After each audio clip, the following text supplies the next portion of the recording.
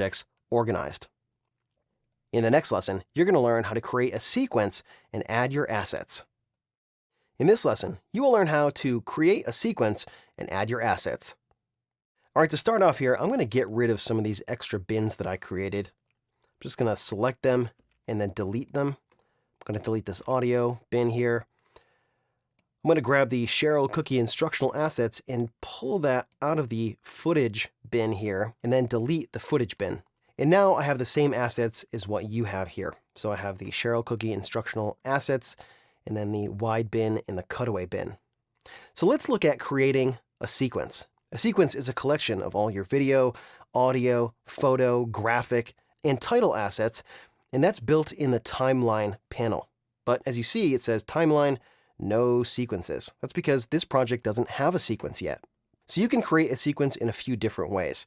The easiest way is to just drop a media clip right into the timeline panel. So if I just grab a wide shot here, let me go down to the intro. If I just drag that right over here, this will create a sequence. And you can see over in the project panel here, I have a new item, and this is a sequence.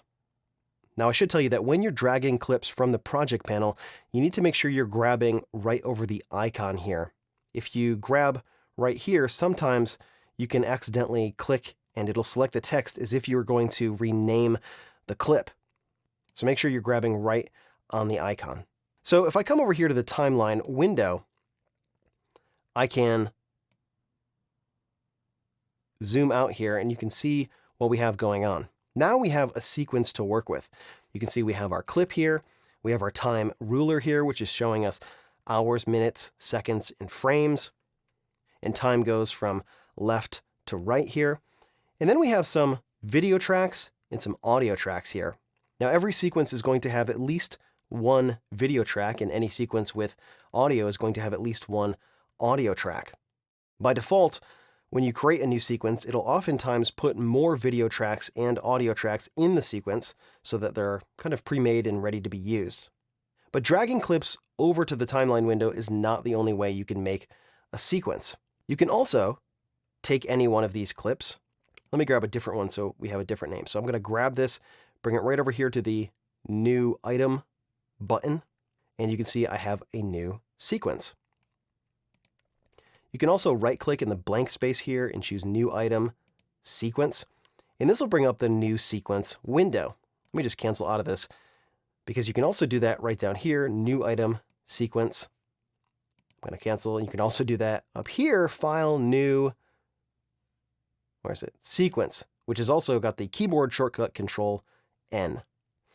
And you can see in this window here, we have a number of different presets. So I could select this preset here, and you can see in this description panel over here, it tells me I'm going to have 3 video tracks and I'm going to have several audio tracks. It says 3 standard audio tracks, and then it's going to give me 3 5.1 audio tracks. That's not really something that I'm super interested in having.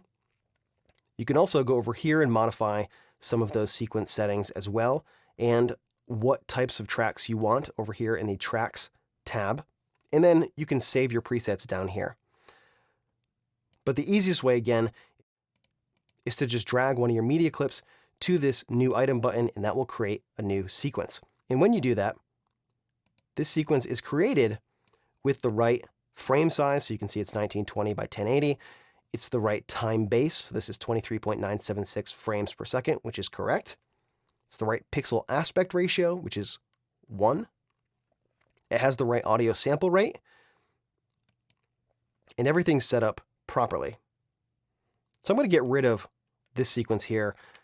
I'm going to select it over here and just delete it. And then I'm going to take this sequence right here, CCI intro wide, and I'm going to pull it out of the Cheryl Cookie instructional assets bins, and I'm going to put it in its own bin called sequence. Now, to add other assets to this, it's very, very easy, and that can also be done in a number of ways. So you can take anything from the project panel and just click and drag that right over in your sequence. You can see as you're dragging it, there are some lines that show up when you get to the edge of other media clips.